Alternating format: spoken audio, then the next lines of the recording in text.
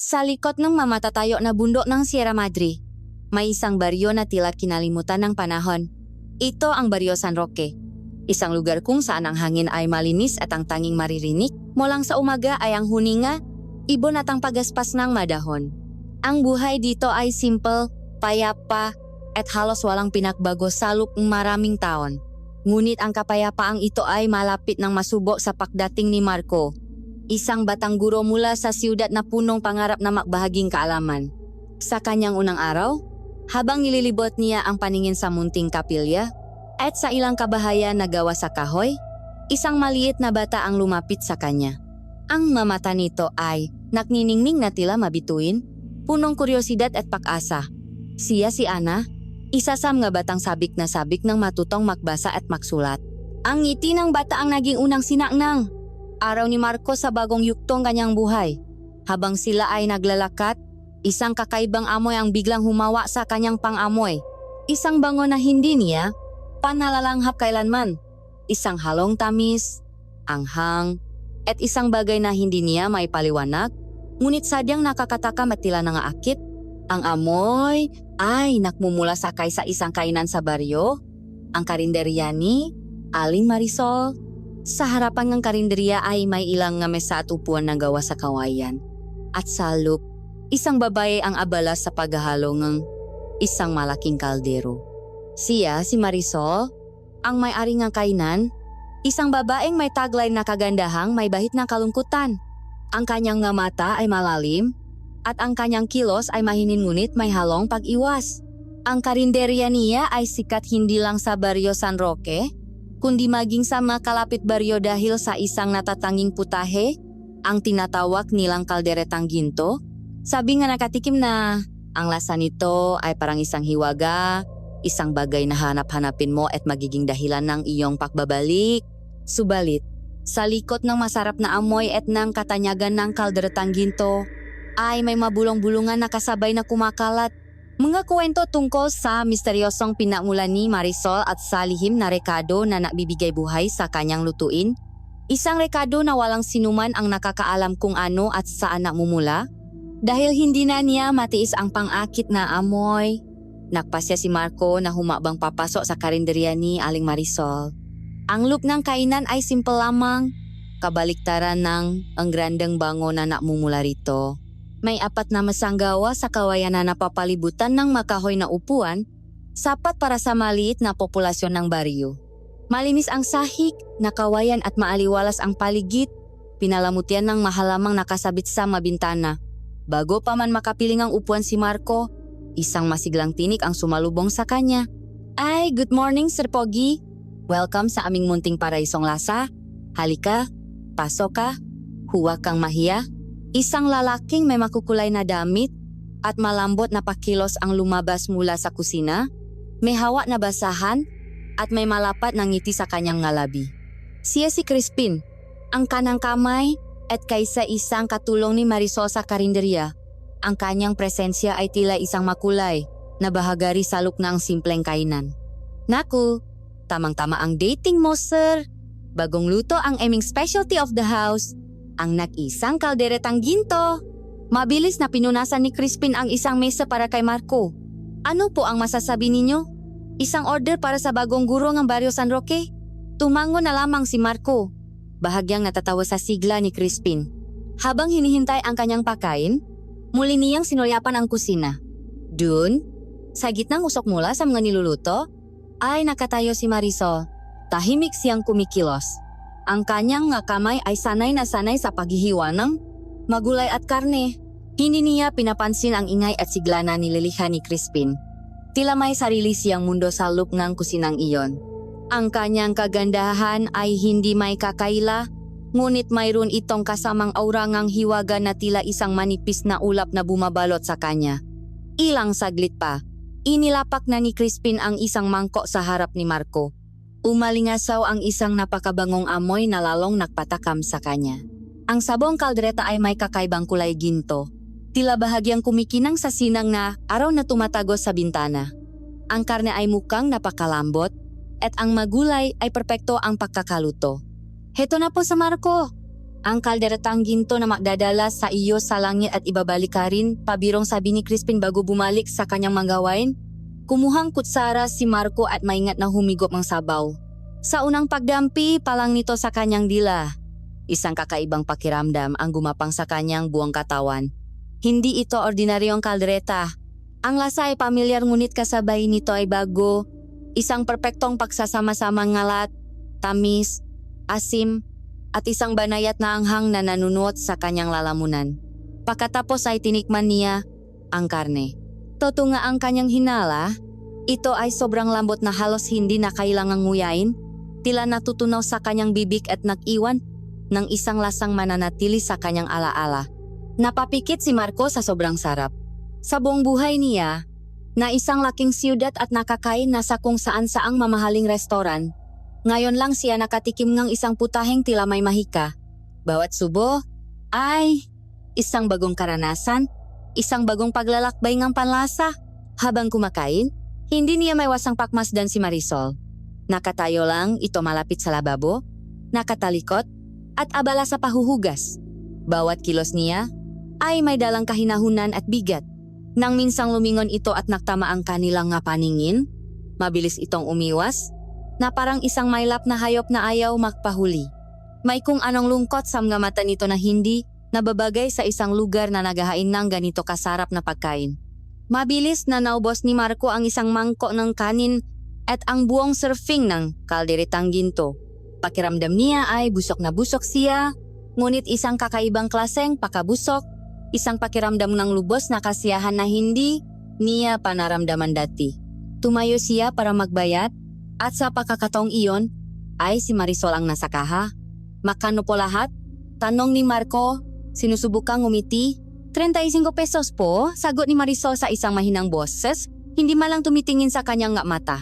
Inabot ni Marco ang bayad. Salamat po. Sobrang sarap po ng luto ninyo. Kakaiba. Isang bahagyang tango lang ang isinagot ni Marisol. Kinuha ang bayad at nakbigay ngang sukli ng walang imik. Si Crispin na ang muling bumasak sa katahimikan. Sabi sa iyo, sir babalik-balikan mo yan. Bukas ulit ha. Lumabas si Marcong karinderiya na may ngiti sa labi. Dala-dala pa rin ang pambihirang lasang kalderetang ginto. Sa labas, nakita niya si Ana na naglalarong piko kasamang ilang bata. Ngumiti ang bata nang makita siya at tumakbo papalapit. Teacher Marco, kumain po kayo kila Aling Marisol? Tanong nito. Oh, Ana, ang sarap ng kaldereta niya Parang walang katulad, sagot ni Marco. Biglang nawala ang ngiti sa mukha ni Ana. Lumapit ito at bumulong na tila may sikretong sinasabi. Teacher, sabi pong lola ko dapat daw po mag-ingat sa mga bagay na sobrang perpekto. Lalo na po sa pakay na sobrang sarap na parang hindi natuto. Napakunot ang no ni Marco. Hindi lubos na maintindihan ang sinasabi ng bata. Bakit naman? Tanong niya. Tumingin si Ana sa kaliwat kanan na parabang tinitiyak na walang ibang nakakarinig. Kasi po, baka daw po may gayuma o baka po may ibang sangkap na hindi natin alam. Hinawakan niya ang kamay ni Marco at mas lalo pang hininaan ang kanyang boses. Ang nga mata niya ay seryoso at puno ng pag-alala. Teacher, makingat po kayo palagi, lalo na kapag gabi. Sabi po nga matatanda, may mga ngaso raw po na lumalabas kapag madilim na. Hindi raw po sila namimili ng kanilang bibiktimahin. Pagkasabi noon, bumitaw na si Ana at mabilis na tumakbo pabalik sa kanyang makalaro na tila walang nangyari. Naiwan si Marco na nakatayo, bahagyang naguguluhan. Ang matamis na lasang kalderetang ginto sa kanyang bibig ay biglang napalitang ng isang mapait na lasang kaba at pagtataka. Ang simpleng babala ng isang bata ay naktanim ng isang maliit na biningang takot sa kanyang puso. Isang takot na hindi niya palubos na naiintindihan. Lumipas ang ilang araw matapos ang unang pagtikim ni Marco sa kalderetang ginto. Ang pambihirang lasa nito ay nanatili sa kanyang panlasa, isang masarap na alaala na paulit-ulit niyang binabalikan. Ang babala ni Ana, bagamat bahagyang gumulo sa kanyang isipan noong una, ay unti-unti na niyang ibinaon sa limot. Itinuring niya itong isang produkto ngang mayamang imahinasyon ng isang bata, isang kwentong kutsero na naipasamula sa mga matatanda. Naging bahagi ng kanyang pang-araw-araw na gawain ang pagdaan sa karinderya ni Marisol, hindi para kumain palagi, Kundi para lang masilayan ang mahiwagang lugar, na iyon at malanghap ang mabangong amoy na tila nagbibigay buhay sa buong baryo. Ang Baryo San Roque ay bumalik sa dati nitong payapang takbo, ang mabata ay masayang pumapasok sa klase, ang mga magsasaka ay maagang naktutungo sa bukit, at ang makababayihan ay abala sa kanilang manggagawaing bahay. Ngunit ang kapayapaang ito ay isang manipis na kumot lamang, at isang umaga, ito ay biglang hinila at pinunit ng walang awa. Ang katahimikan ng madaling araw ay binasang ng isang nakapaninindig balahibong sigawang sindak. Isang magsasaka na maagang lumabas para tingnan ang kanyang nga pananim ang siyang nakatuklas sa isang karumal-dumal na tanawin sa mismong gilid ng gubat. Dun, nakahandusay sa mamasa-masang lupa at matuyong dahon, ay ang walang buhay na katawan ni Mang Isko, isa sa mapinakarespetadong mga ngaso sa baryo. Ang balita ay mabilis na kumalat na parang apoy sa tuyong damuhan. Ang matao ay nakmadaling lumabas ng kanilang mabahay, dala-dala ang kanilang malampara at sulo at naktipon sa lugar ng krimen. Maging si Marco na nagising sa komosyon ay nagmadaling pumunta ron. Ang kanyang nakita ay isang imaheng hindi na kailanman mabubura sa kanyang isipan. Ang katawan ni Mang Isko ay nasa isang kalagayang hindi may larawan. Ang kanyang damit pang-aso ay gutay-gutay na tila hinila ng napakaraming kamay. Ang kanyang balat ay puno ng malalalim na hiwa at kalmot, mga sugat na hindi maaring gawin ng isang ordinaryong itaong ng pangil ng isang normal na hayop sa gubat. Ngunit ang pinakanakakakilabot sa lahat ay ang nasa kanyang dibdib. May isang malaking butas doon, na parabang may isang bagay na marahas na dumukot sa kung anumang nasalop. Walang dugo, malinis ang pagkakagawa, nalalong nagdagdag sa misteryo at sa takot nam nga nakakita, nawawala ang kanyang puso. Ang dating payapang Baryo San Roque ay biglang nabalot ng isang makapal na ulap ng takot at hinala. Si Kapitana Elena ay agad na dumating. Ang kanyang mukha ay seryoso at hindi may pinta. Sinubukan niyang pakalmahin ang mga tao, sinasabing marahil ay isang mabangis na hayop mula sa kabundukan, isang oso o isang malaking pusa ang may kagagawan. Ngunit ang kanyang masalita ay walang bigat laban sa sindat na nakikita ng kanilang mamata. Ang makalalakihan na pinamumunuan ni Mang Cardo ay nagsimulang magsigawan. Hawa ang kanilang maita, sibat, at anumang bagay na maaring gamiting sandata. Gusto nilang sugurin ang gubat para hanapin at patayin ang sinumang salarin. Ang makababayhan naman ay humahagulgol, mahigpit na niyayakap ang kanilang nga anak, at dahan-dahang umaatras pabalik sa kanilang nga tahanan. Ang mapinto ay isinara, ang mabintana ay tinakpan. Sa isang iglap, ang baryo na dati bukas at palakaibigan ay naging isang lugar na puno ng takot at kawalan ng tiwala. Kinabukasan, naramdaman ni Marco ang epekto ng trahedya sa kanyang munting silid-aralan. Ang espasyo na dati puno ng masayang sigawan at tawanan ng halos 20 bata ay halos walang laman.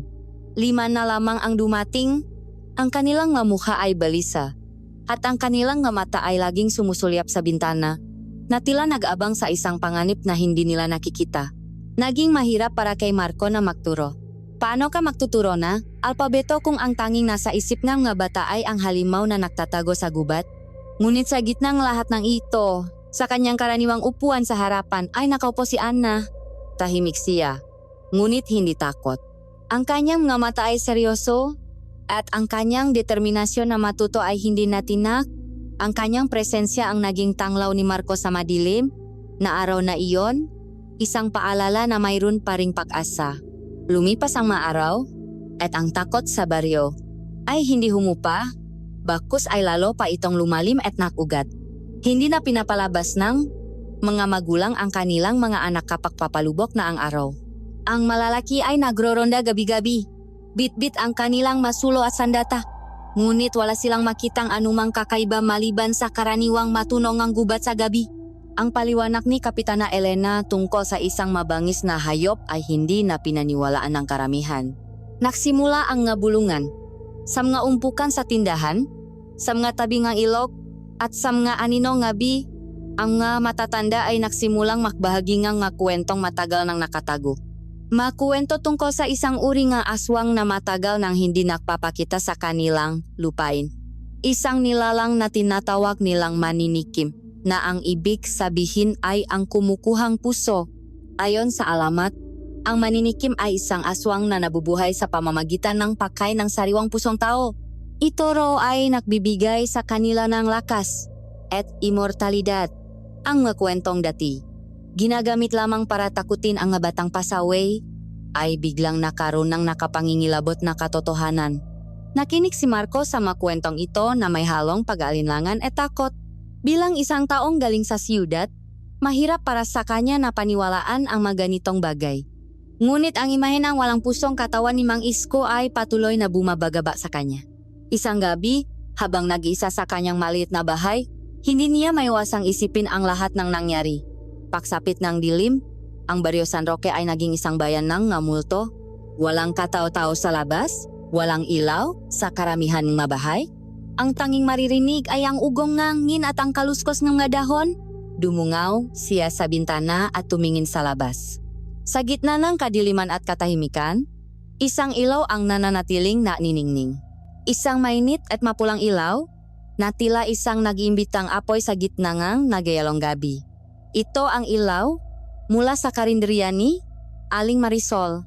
Bukas pa rin ito, na tila hindi apektado ng takot na bumabalot sa buong pamayanan. At sa sandaling iyon, ang babala ni Ana ay bumalik sa kanyang isipan, malinaw na malinaw. Maingat po kayo sa gabi, teacher. Sabi po nila, may mga ngaso na lumalabas kapag madilim na.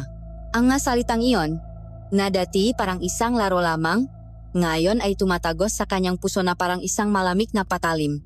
Ang maliit na binhing ng takot na itinanimang bata ay nagsimula ng sumibol at gumapang sa kanyang buong pagkatao. Ang sumunod na araw ay naging isang pagsubok sa katatagan ng Baryo San Roque. Ang gabi ay naging kasing kahulugan ng panganib, at ang bawat kaluskos ng dahon o alulong ng aso ay nakdudulot ng panibagong along ng kaba. Sa kabila nito, sinubukan ng mga tao na ipapatuloy ang kanilang buhay. Sinikap ni Mang Cardo na panatilihin ang isang anino ng normalidad para sa kanyang anak na si Ana. Para sa kanya, ang takot ay hindi dapat maging hadlang sa pamumuhay. Isang tanghali, habang ang araw ay nasa katanghalian at ang mga anino ng takot ay pansamantalang nagtatago, nakpasya siyang isama si Ana para kumain sa labas. At sa buong baryo, isa lang naman ang kanilang pagpipilian. Tay, sigurado po ba kayo? Naalangang tanong ni Ana habang papalapit sila sa karinderya. Anak, ang takot ay parang anino lang. Kapag hinarap mo ang liwanag, nasa likuran mo lang yan. Sagot ni Mang Cardo, pilit na pinapasigla ang kanyang boses. Saka, namimiss ko na ang kalderetang ginto. Pagpasok nila, nandun si Crispin na gayang dati ay masigla at maingay. Ngunit kahit siya ay hindi may kubli ang bahagyang tensyon sa hangin, si Marisol naman ay nasa kanyang karaniwang pwesto sa kusina, tahimik at tila malayo ang iniisip. Kumain sila Mang Cardo at Ana. Gayang dati, ang kalderetang ginto ay walang katulad sa sarap. Pinuri pa ni Mang Cardo ang luto ni Marisol bago sila umalis. Mukha itong isang ordinaryong tanghalian, isang maliit na tagumpay laban sa takot na bumabalo sa kanila. Ngunit ang tagumpay na iyon ay panandalian lamang. Nagsimula ito pagsapit ng hapon. Inireklamo ni Mang Cardo ang matinding pananakit ng tiyan. Inakala niya noong una na marahil ay nasobrahan lang siyang kain. Ngunit ang sakit ay hindi nawala. Bakus ay lalo pa itong tumindi. Pagsapit ng takip silim, sinimulan na siyang laknatin. Isang laknat na may kasamang matinding panginginig. Nahiga siya sa kanyang papak at si Ana, sa kanyang murang edad, ang nag-asikaso sa kanya, pinupunasan ang kanyang nunang basang bimpo. Nang tuluyang bumaksak ang dilim, ang simpleng sakit ay naging isang bangungot. Biglang napabangon si Mang Cardo, ang kanyang mamata ay nanlilisik at namumula na parang dalawang nagliliyap na baga. Nagsimula siyang magsalita, ngunit ang lumalabas sa kanyang bibig ay hindi mga salita, kundi isang garalgal na ungol, isang tunok na hindi galing sa isang tao, kundi sa isang mabangis na hayop na nasasaktan at nagwawala. Sinubukan niyang tumayo, ngunit ang kanyang mga binti ay nangingisay. Ibinabagsak niya ang kanyang kamao sa sahig na kawayan, lumilikhang ang isang malakas na kalabok na umalingaw-ngaw sa buong kabahayan. Natakot si Ana, tumakbo siya palabas ng bahay, umiyak at sumisigaw ng tulong. Tulungan ninyo kami. Ang tatay ko po. Ang tatay ko. Ang kanyang masigaw ay narinig ang kanilang makapitbahay. Mabilis na nakdatingan ang nga tao. Dala ang kanilang malampara. Ngunit pagdating nila sa bahay ni Mang Cardo, lahat sila ay napaatras sa takot. Nakita nila si Mang Cardo na sinusubukang gumapang. Naglalawi. At ang kanyang nga mata ay puno ng isang uhaw na hindi nila maintindihan. Sa gitna ng kaguluhan, isang matandang babae ang sumigaw. Tawagin ninyo si Mang Berto. Siya lang ang makakalam kung anong gagawin. Ilang sandali pa. Mula sa kadiliman, dahan-dahang lumitaw ang isang anino. Si Mang Berto, ang albularyo ng baryo. Matanda na siya. Ang kanyang muka ay puno ng linya ng panahon at karanasan. May dala siyang isang malit na bayong ngayari sa pandan na naglalaman ng maugat, pinatuyong dahon, at mga maliliit na botoya ng iba't ibang uri ng langis. Ang kanyang pagdating ay nakdalangang isang mabigat at seryosong katahimikan. Walang umimik habang dahan-dahan siyang pumasok sa bahay. Tiningnan niya si Mang Cardo, hindi nakpapakita ngang anumang takot, tanging malalim na pakunawa. Ibinaba niya ang kanyang bayong at kumuha ng isang botleya ng langis na gawa sa niyok at may kung anong halamang nakababad. Pinatakan niya ang no, dibdib, at mga palat ni Mang Cardo habang bumubulong na mga orasyon sa isang wikang sinauna at hindi maintindihan ng karamihan. Pagkatapos, kumuha siyang isang maliit na platito, isang kandila, at isang piraso ng tawas. Sinindihan niya ang kandila at inilagay ang tawas sa ibabaw ng isang kutsara. Dahan-dahan niyang inilapit ang kutsara sa apoy hanggang sa matunaw ang tawas at maging isang kumukulong likido. Maingat niya itong ibinuhos sa isang palangganang may tubig. Umusok ang tubig at yumikot ang natunaw na tawas bago ito tuluyang tumigas at bumuong isang hugis. Itinaas ni Mang Berto ang palanggana at ipinakita sa liwanag ng lampara. Lahat ng nakapaligid ay napasinghap. Ang nabuong hugis ay malinaw na malinaw. Isang anyo ang isang nilalang na may malalapat na pakpak, mahahabang kuko, at isang mukhang nagagalit. Tumingin si Mang Berto sa mga taong nakapaligid sa kanya. Ang kanyang mukha ay kasing tigas ng bato. Hindi ito ordinaryong sakit. Hindi ito laknat o kung anong epidemya. Deklara niya sa isang boses na may bigat at otoridad. Ang inyong kapitbahay, si Cardo, ay nayanggaw. Nakaroon ng bulungan sa mga tao. Ang ilan ay alam ang kahulugan ng salitang iyon, habang ang iba, tulad ni Marco, ay naguguluhan. Ano po ang ibig sabihin niyan, Mang Berto? Tanong ni Marco, tumingin sa kanya ang matanda. Ibig sabihin, naisalinan siya ng laway na aswang, maaring sa kanyang inumin o sa kanyang pakain. Ang laway na iyon ay may lason at sumpa. Unti-unti nitong binabago ang isang tao.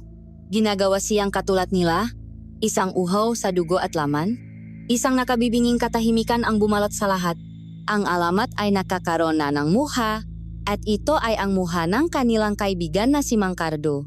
At sa katahimikang iyon, isang tiningang isang babae ang bumasak, puno ng takot at pag-akusa. Kung ganun, saan po ba huling kumain si Cardo bago siya nakasakit? Ang tanong ay binitawan sa hangin, ngunit lahat ay alam na ang sagot. Ang maulo ay dahan-dahang lumingon sa isang direksyon. Ang mamata ay nahanap ng isang tao. Si Ana, na umiyak sa isang sulok, ang sumagot sa isang nanginginig na tinik. Sa karinderya po. Sa karinderya po ni Aling Marisol. Ang masalitang iyon ay tumama na parang isang malakas na kulok. Ang mabulungan ay naging masigaw. Ang hinala ay naging isang nakbabagang galit. Si Marisol, siya ang may gawa nito, ang kanyang kaldereta. Iyon ang lason. Siya ang aswang. Siya ang maninikim. Dumating si Kapitana Elena. Sinisubukang awatin ang galit ng mga tao. Sandali. Huminahon kayo. Wala tayong katibayan. Hindi natin maaring basta-basta na lang siyang pagbintangan. Sigaw niya. Ngunit ang kanyang boses ay tila kinakain ngang mas malakas na ingay galit at takot ng mga tao. Isang grupo ng kalalakihan ang nagsimula ng maglakat. Hawak ang kanilang nga sulo at itak, patungo sa direksyon ng karinderya. Nakatayo si Marcos sa gitna ng guluhan, hindi makagalaw. Ang kanyang isipan ay gulong-gulo. Nakita niya si Ana na niyayakap ngang isang matandang babae, Ang muhang ang bata ay puno ng takot para sa kanyang ama at pakalito sa nangyayari. Ang tingin ni Marco ay napadako sa madilim na daan kung saan naglalakat ang nagalit na tao. Sa isipan ng buong baryo San Roque, ang misteryo ay nalutas na. Ang mga ngaso sa gabi ay mayroon ng pangalan, mayroon ng mukha. At ang pangalan na iyon ay Marisol. Ang maaraw na sumunod sa pagkakasakit ni Mang Cardo ay nagdala ng isang mabigat at nakakabinging katahimikan sa baryo San Roque. Ang karinderya ni Aling Marisol, na dati sentro ng buhay at kwentuhan, ay tila naging isang islang nahiwalay sa baryo. Walang sinuman ang nangangahas na pumasok o kahit man lang dumaan sa harap nito. Ang mga tao ay lumiliko na lang sa kabilang kalsada, nagbubulungan at nag-iwan ng masasamang tingin. Si Marisol ay naging isang anino sa sarili niyang bayan. Bihira na siyang makita sa labas, at kung makataon man, ang ngiti at bati na dati niyang natatanggap ay napalitan ng pader ng katahimikan at mga matang mapanghusga. Sa loob ni Marco, isang digmaan ang nagaganap. Ang kanyang isipan, na hinubog ng siyensya at lohika sa siyudad, ay nahirapang tanggapin ang konsepto ng yanggaw at aswang. Ngunit ang kanyang mamata ay nakakita sa kalagayan ni Mang Cardo, isang katotohanang hindi niya maaring isantabi bilang isang simpleng pagkakataon lamang. Ang pag-aalinlangan ay parang lason na unti-unting kumakalat sa kanyang sistema. Kailangan niya nga sagutan, kailangan niya nga patunay, mabuti man ito o masama.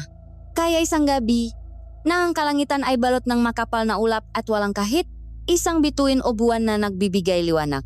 Nakpasya siyang gawin ang isang bagay na mapanganib. Nakpasya siyang alamin ang katotohanan sa kanyang sariling mamata. Naksuot si Marco ng madilim na damit at maingat na lumabas ang kanyang tinutuluyan. Ang baryo ay tulok na. Ngunit isang klase ng pagtulok na hindi mahimbing. Isang pagtulok na punong bangungot. Nakubli siya sa likod ng isang malaking puno ng akasya. Sa isang lugar kung saan tanaw na tanaw niya ang saradong pintong karinderya, doon naghintay siya. Ang tanging naririnig niya ay ang huning ng gakuligli, ang paminsan-minsang kahol ng aso sa malayo, at ang malakas na kabok ng sarili niyang dibdib. Ang bawat minuto ay tila isang oras. Nagsimula na siyang magduda sa kanyang ginagawa. Marahil ay nababali na siya. Nakpapadala sa takot ng buong baryo. Marahil ay natutulok lang si Marisol Salup, isang ordinaryong babae na biktima ng malisosong tsismis. Alis na sana siya nang biglang may marinig siyang isang mahinang kaluskos. Ang pintong karinderya ay dahan-dahang bumukas ng walang ingay. Isang anino ang lumabas, halos hindi makita sa kadiliman. Ngunit kilala ni Marco ang kilos na iyon, ang mahinhin ngunit tiyak ng mga hakbang. Si Marisol. Nakasuot ito ng isang maitim na balabal na may takip sa ulo. Hindi ito naktungo sa pangunahing daan. Sa halip, lumiko ito at tinahak ang isang maliit na landas na papunta sa likuran ng makabahayan. Isang landas na diretsong nagduduktong sa gubat. Hindi lang basta gubat, kundi ang bahagi ng gubat na kinatatakutan ng lahat, kung saan ayon sa mamatatanda ay naninirahan ang maangkanto at mga maligno. Isang apoy ng kuryosidad at pangamba ang biglang naalap sa puso ni Marco. Ito na ang pagkakataon niyang malaman ang sikreto. Sumunod siya. Ang pagsunod sa isang tao sa gubat sa gabi ay isang bagay na sa pelikula niya lang napapanot. Ngayon, bawat tapa niya sa tuyong dahon ay tila isang malakas na sigaw na maaring magbunyag sa kanyang kinaroroonan. Ang ngasangang ang puno ay tila mga kamay na sinusubukang humarang o humawak sa kanya. Ang matunong gabi, ang huning ang kuwago, ang kaluskos ng kung anong hayop-sam nga halaman, ay nakmistulang nga bulong ang panganib. Pinakiramdaman niya ang bawat galaw, pinigil ang kanyang hininga, at sinigurong may sapat na distansya sa pagitan nila ni Marisol. Si Marisol naman ay tila isang espiritu na lumalakat sa gubat. Ang kanyang ngapa ay halos hindi lumilikang tunok. Alam na alam niya ang kanyang dinadaanan, kahit sa gitnang kadiliman. Nakpatuloy sila sa paglalakbay sa loop ng halos kalahating oras, palalim ng palalim sa pusot ng gubat, hanggang sa marating nila ang isang lugar na kakaiba, isang natural na liwanag, na tila namumulasam nga, alitap-tap at mga kabutang kumikinang, ang nagbibigay ilaw sa isang malawak at pabilog na espasyo. At sa mismong gitna nito, nakatayo ang isang nilalang na tila mas matanda pa sa panahon mismo. Isang dambuhalang puno ng balete. Ang laki nito ay hindi kapanipaniwala. Ang puno nito ay kasinlaki nga isang maliit na bahay. at ang maugat nito ay parang mahiganteng ahas na gumagapang at nakapulupot sa lupa. Ang masanga nito ay malalapad at nakayongyong, na bumubuong isang bubong na halos kanap na tumatakip sa kalangitan. May isang kakaibang enerhiya na bumabalot sa lugar. Isang pakiramdam ng pagiging sagrado at kasabay nito. Nakakatakot. Naktago si Marco sa likod ng isang malaking bato. Sapat na ang layo para hindi mapansin, ngunit sapat na rin ang lapit para makita ang lahat. Huminto si Marisol sa paanan ng puno. Dahan-dahan niyang inalis ang takip sa kanyang ulo. Hinahayaang mahulog ang kanyang mahabang itim na buhok. Walang takot sa kanyang muha, tanging respeto at isang malalim na kalungkutan. At doon, sa harap ng sinaunang puno, dahan-dahan siyang lumuhod. Inaasahan ni Marco na may ilalabas siyang kung ano, isang patalim, isang hayop para ialay, o kung anong gamit sa ritual. Ngunit wala, tanging ang kanyang sarili lamang. Ipinatong niya ang kanyang ngapalat sa isa sa mga malalaking ugat ng puno at ipinikit ang kanyang nga mata. At nagsimula siyang magsalita. Hindi ito sigaw. Hindi ito malakas na panalanjin. Ito ay isang bulong. Isang serye nga salita na dumadaloy. Mula sa kanyang ngalabi na parang isang malungkot na ilok. Ang wika ay hindi pamilyar kay Marco. Hindi ito Tagalog, Bisaya, o anumang dialekto na kanyang narinig. Ito ay sinauna, malambing, ngunit puno ng pihati at matinding pagsusumamo. Hindi niya maintindihan ang kahit isang salita, ngunit ramdam niya ang bigat at ang emosyon sa bawat pantik. Tila siya ay nakikiusap, humihingi ng tulong, o marahil ay nagulat sa isang nilalang na hindi nakikita. Nalamig ang buong katawan ni Marco habang nakikinig. Ang hangin sa paligid ay tila lumamig din. Ang nga alitap-tap ay nagsimula ng kumislap ng mas mabilis, na tila sumasayaw sa himig ng kanyang nga salita. Tumagal itong ilang minuto. Pagkatapos, tumahimik si Marisol. Nanatili siyang nakaluhot. Ang kanyang noo ay nakadikit sa ugat ng puno, na para bang pagod na pagod. Pakaraan ng ilang sandali, dahan-dahan siyang tumayo, isinuot muli ang takip sa kanyang ulo, at nagsimulang maglakad pabalik sa dinaanan niya. Hindi na nag-aksaya ng panahon si Marco. Nang makita niyang papalayo na si Marisol, dahan-dahan siyang umatras, bawat hakbang ay puno ng matinding pag-iingat. Hindi niya hinintay na makalayo ito. Mabilis ngunit maingat siyang tumakbo pabalik, hindi na inalintana ang masangang humahampas sa kanyang mukha. Pagdating niya sa kanyang bahay, isinara niya ang pinto at napasandal dito, habol ang kanyang hininga. Hindi niya nakita ang isang aswang na may pakpak at pangil. Hindi niya nakita ang isang mangkukulam na nagsasagawa ng madugong ritual. Ngunit ang kanyang nasaksihan ay sapat na para magtanim ng hindi na mabuburang duda at takot sa kanyang puso. Isang babaeng nakikipag-usap sa isang sinaunang puno sa isang wikang hindi galing sa mundong ito. Para kay Marco, ito na ang katibayan. Katibayan na si Marisol ay may kaugnayan sa isang kapangyarihang madilim, misteryoso, at hindi pangkaraniwan. Dala-dala niya ngayon ang isang sikretong mas mabigat pa kaysa sa takot na kanyang nararamdaman. Isang sikreto na nagpapatunay sa kanyang isipan na ang nabulungan ng baryo ay hindi lamang basta makuwento. Ang gabing iyon ay hindi na muling nagpatulog kay Marco. Ang larawan ni Marisol na nakaluhod sa harap ng dambuhalang puno ng balete ay tila isang tini na bumaon ng malalim sa kanyang isipan. Ang masinaunang salita na kanyang binikas, bagamat hindi niya maintindihan, ay umulit-ulit sa kanyang pandinig na parang isang sirang plaka, isang kantang punong lungkot at hiwaga. Nakaiga siya sa kanyang papa, nakatitik sa kisame na gawa sa anaho, at pilit na hinahanapan ng lohikal. Napaliwanag ang lahat. Marahil ay isang ritual lang iyon para sa magandang ani. Marahil ay isang pasasalamat sa mga espiritong gubat, isang lumang tradisyon na isinasagawa pa rin sa liblib na lugar na ito. Sinubukan niyang kumbinsihin ang sarili, ngunit may isang bahagi sa kanya, isang munting tining ng instingto, na nagsasabing may mas malalim at mas madilim na dahilan sa likod ng lahat. Ang hangin sa labas ay nagsimulang umip ng mas malakas, na lumilikhang isang malungkot na tunok habang dumadaan ito sa mga siwang ng kanyang kubo na gawa sa kawayan. Ang masangang ang puno ay humahampas sa bubong, na lumilihang ang makaluskos na nagpapatindig sa kanyang mabalahibo. Nagsimula ito sa isang mahinang kalmot sa bubong, na parang kukong isang malaking ibon. Hindi ito pinansin ni Marco. Iniisip na marahil ay isang nahulog na sanga lamang. Ngunit sinundan, ito ngang isa pang kalmot, mas malakas at mas malapit sa may dingding na katabi ngang kanyang hinihigaan. Napabangon siya. Pinakiramdaman niya ang paligid. Katahimikan. Marahil ay guni-guni niya lang, ngunit pagkatapos, isang malakas na kalampak ang yumanik sa kanyang bintanang gawa sa kapis, na tila may isang bagay na mabigat na bumangga rito mula sa labas. Tumayo si Marco, kinakabahan. Dahan-dahan siyang naglakad papalapit sa bintana. Sinusubukang sumilip sa maliliit na siwang. Ngunit bago pa man siya makalapit, biglang sumabog palop ang bintana. Ang nga piraso ngapis ay lumipat na parang mabubok at isang malakas at malamig na hangin ang pumasok sa loob ng kubo. Pinapatay ang liwanag ng kanyang gasera. Kadiliman. At sa kadilimang iyon, narinig niya ang pagaspas ng malalaking pakpak sa siwangang pinto kung saan tumatagos ang kaunting liwanag mula sa labas. Isang dambuhalang anino ang bumalandra. Hindi ito ibon. Hindi ito tao.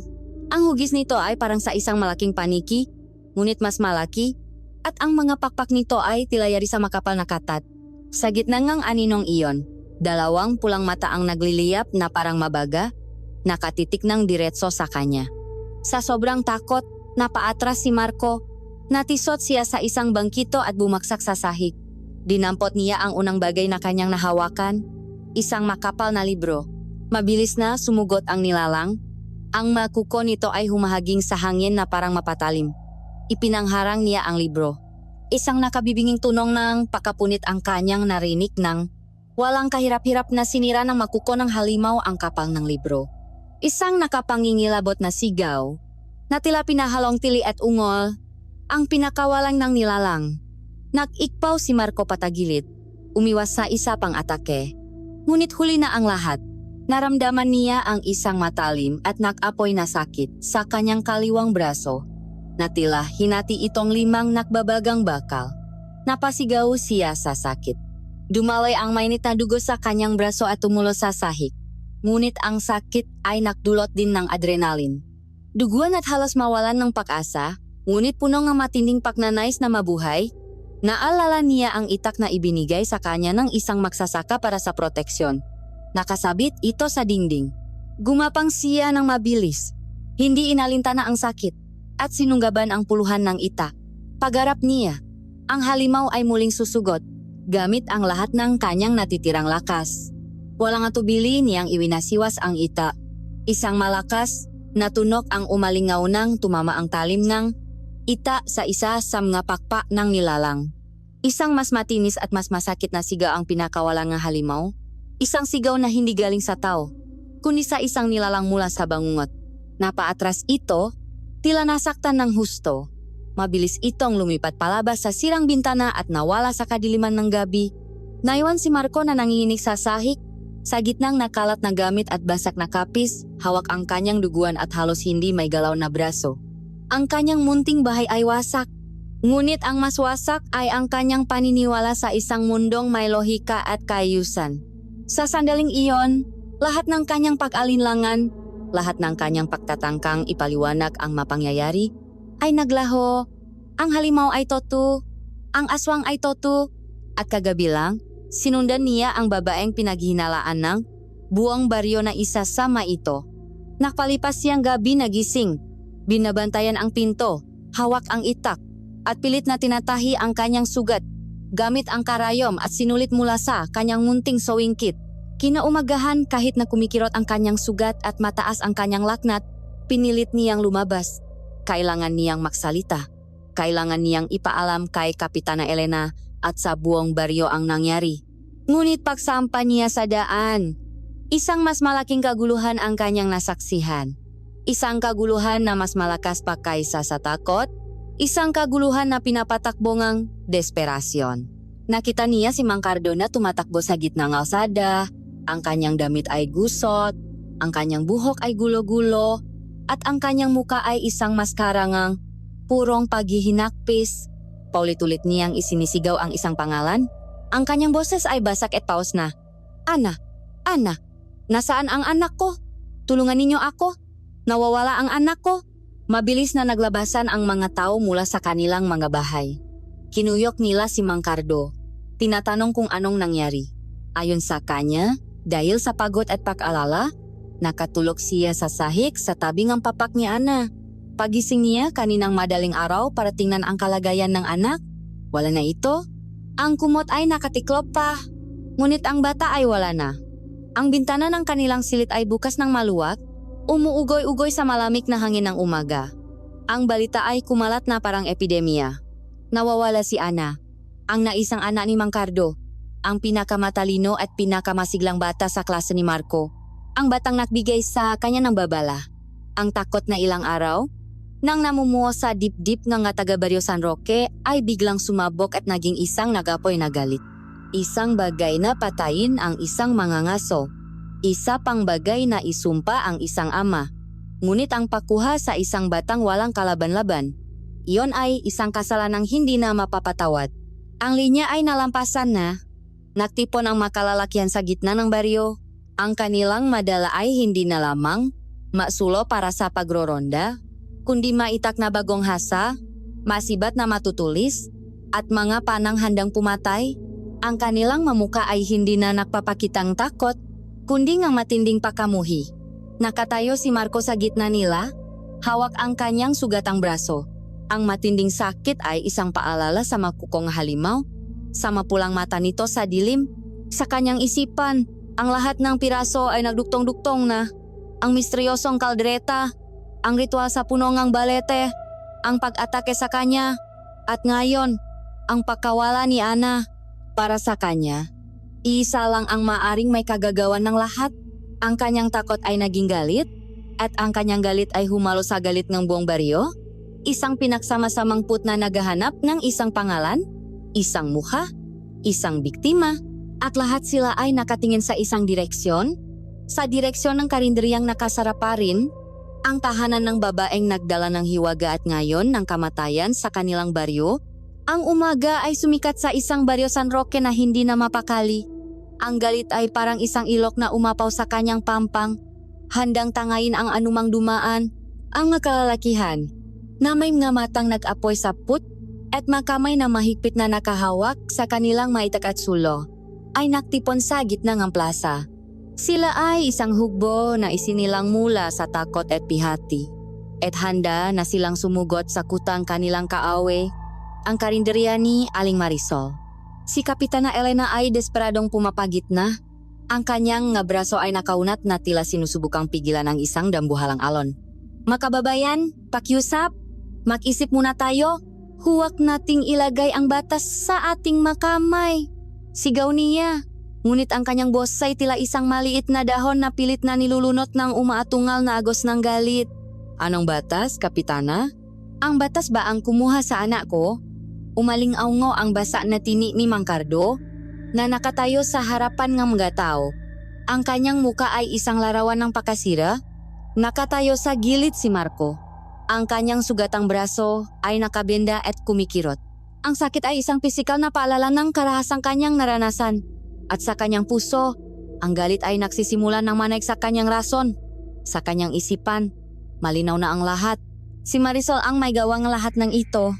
Ngunit sa gitna mismo nga nagbabantang kaguluhan, isang figura ang biglang lumitaw mula sa isang eskinita. Tumatakbo ito na parang hinahabol ngang demonyo sa impyerno. Ang kanyang nga hakbang ay padapadapa at punong ng desperasyon. Pagdating niya sa gitna ngang nakakagulong na tao, bumagsak siya sa kanyang matuhot sa malikabok na lupa. Humahagulgol ng napakalakas na tila sasabog ang kanyang dibdib. Ang kanyang damit ay gusot-gusot at puno ng putik. Ang kanyang muka ay nababalutan ng pinahalong luha at dumi. Ang buong baryo ay biglang natahimik. Lahat ng mga mata ay napako sa lalaking nakaluhot. Ito ay si Crispin. Ang dating masayahin at maingay na katulong ni Marisol ay isa na ngayong larawan ng purong sindak. Crispin! Anong nangyari sa iyo? Tumayo ka! Utos ni Kapitana Elena na lumapit kasama si Marco. Ngunit hindi, ito tumayo. Niyakap niya ang kanyang sarili at yumiling-iling.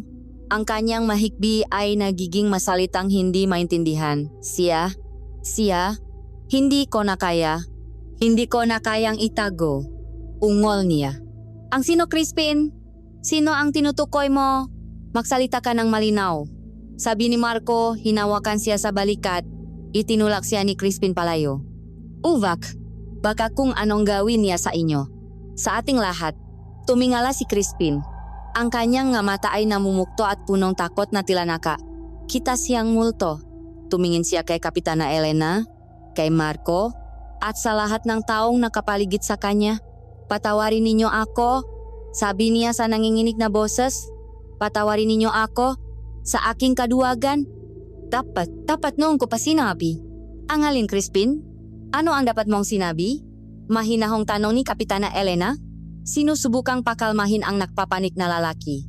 Huminga ng malalim si Crispin na para bang nag-ipon ng lakas ng loop. Matagal na po akong naghihinala kay Aling Marisol. Panimula niya, at ang bawat salita ay nagdulot ng bulungan sa mga tao. Ang makakaibang sangkap na hindi niya pinapakita kahit kanino. Ang kanyang pagiging malihim, ang kanyang nga pag-alis tuwing gabi. Natatakot po ako. Pero kailangan kong malaman ang totoo. Nagpatuloy siya sa kanyang salaysay. Ang kanyang boses ay punong panginginig ngunit sapat na ang lakas para marinig ng lahat. Kagabi po, sinundan ko siya. Patawarin ninyo ako sa aking panghimasok, ngunit hindi na po ako mapakali. Sinundan ko po siya papasok sa madilim na gubat. Doon po. Doon sa malaking punong balete. Ang pagbanggit sa punong balete ay nagdulot ni sa nanamang galon takot sa mga tao. Maging si Marco ay nanlamig. Ito ang kumpirmasyon na kailangan niya. Akala ko po noong una ay nagdarasal lang siya o gumagawa ng kung anong ritual para sa mabuting kapalaran. Patuloy ni Crispin. Ang kanyang luha ay muling bumuhos. Pero mali po ako. Mali po ako! Sumigaw siya. Na tila muling nakikita ang eksena ng kanyang ilalarawan. May dala po siyang isang sako.